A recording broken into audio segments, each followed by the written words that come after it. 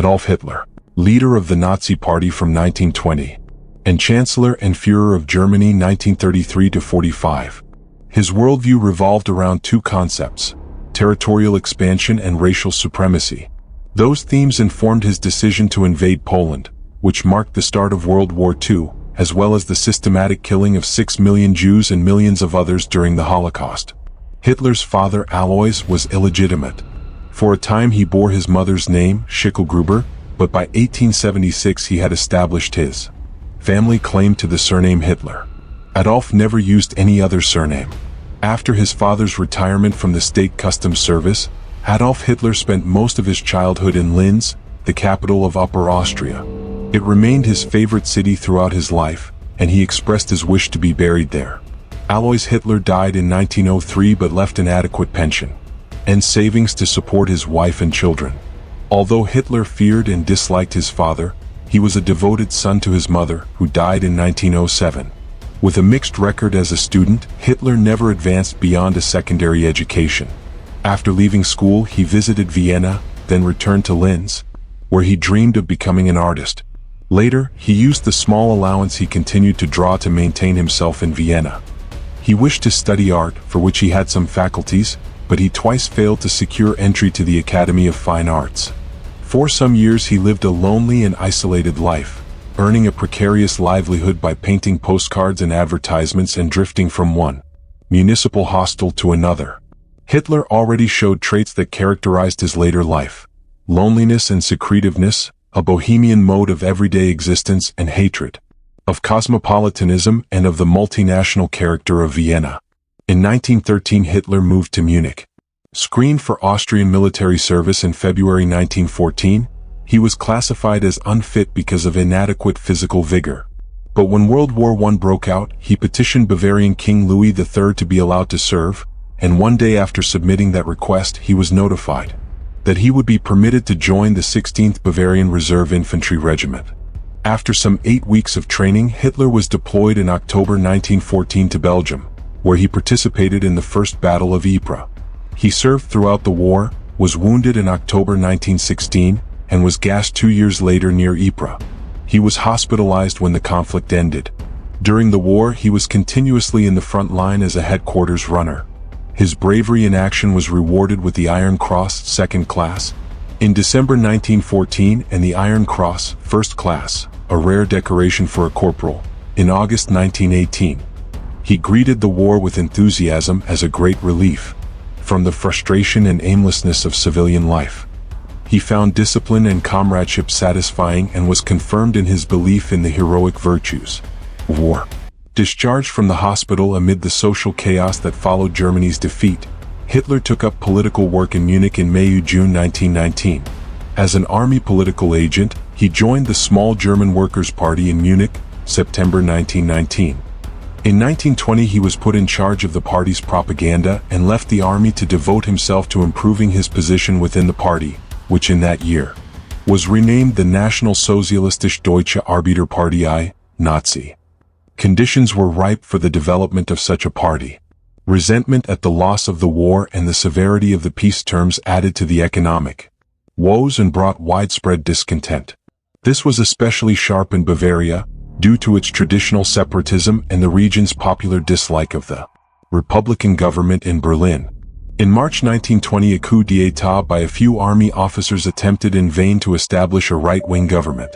Munich was a gathering place for dissatisfied former servicemen and members of the Freikorps, which had been organized in 1918–19 from units of the German army that were unwilling to return to civilian life, and for political plotters against the Republic. Many of these joined the Nazi Party. Foremost among them was Ernst Röhm, a staff member of the District Army Command, who had joined the German Workers' Party before Hitler and who was of great help in furthering Hitler's rise within the party. It was he who recruited the strong armed squads used by Hitler to protect party meetings, to attack socialists and communists, and to exploit violence for the impression of strength it gave. In 1921, these squads were formally organized under Röhm into a private party army, the SA Sturmabteilung. Röhm was also able to secure protection from the Bavarian government, which depended on the local army command for the maintenance of order and which tacitly accepted some of his terrorist tactics. Conditions were favorable for the growth of the small party, and Hitler was sufficiently astute to take full advantage of them. When he joined the party, he found it ineffective, committed to a program of nationalist and socialist ideas but uncertain of its aims and divided in its leadership. He accepted its program but regarded it as a means to an end. His propaganda and his personal ambition caused friction with the other leaders of the party. Hitler countered their attempts to curb him by threatening resignation, and because the future of the party depended on his power to organize publicity and to acquire funds, his opponents relented. In July 1921 he became their leader with almost unlimited powers. From the first he set out to create a mass movement, whose mystique and power would be sufficient to bind its members in loyalty to him. He engaged in unrelenting propaganda through the party newspaper, the Völkischer Beobachter, Popular Observer, acquired in 1920, and through meetings, whose audiences soon grew from a handful to thousands. With his charismatic personality and dynamic leadership, he attracted a devoted cadre of Nazi leaders. Men whose names today live in infamy: Johann Dietrich Eckart, who acted as a mentor for Hitler, Alfred Rosenberg, Rudolf Hess, Hermann Göring, and Julius Streicher. The climax of this rapid growth of the Nazi Party in Bavaria came in an attempt to seize power in the Munich Beer Hall Putsch of November 1923, when Hitler and General Erich Ludendorff tried to take advantage of the prevailing confusion and opposition to the Weimar Republic to force the leaders of the Bavarian government and the local army commander to proclaim a national revolution. In the melee that resulted, the police and the army fired at the advancing marchers, killing a few of them. Hitler was injured and 4 policemen were killed. Placed on trial for treason, he characteristically took advantage of the immense publicity afforded to him. He also drew a vital lesson from the putsch, that the movement must achieve power by legal means. He was sentenced to prison for 5 years but served only 9 months, and those in relative comfort at Landsberg Castle.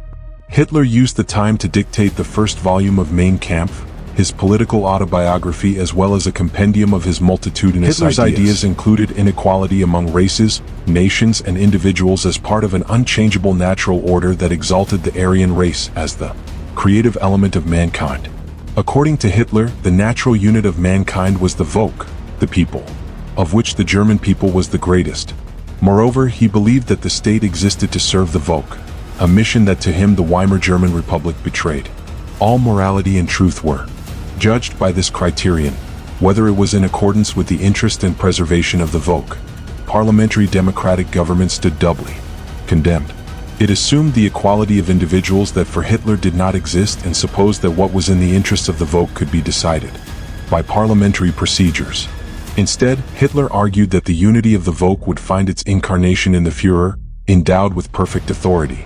Below the Führer, the party was drawn from the Volk and was in turn its safeguard. The greatest enemy of Nazism was not, in Hitler's view, liberal democracy in Germany, which was already on the verge of collapse. It was the rival Weltanschauung, Marxism, which for him embraced social democracy as well as communism, with its insistence on internationalism and economic conflict. Beyond Marxism, he believed the greatest enemy of all to be the Jew, who was for Hitler the incarnation of evil. There is debate among historians as to when anti-Semitism became Hitler's deepest and strongest conviction.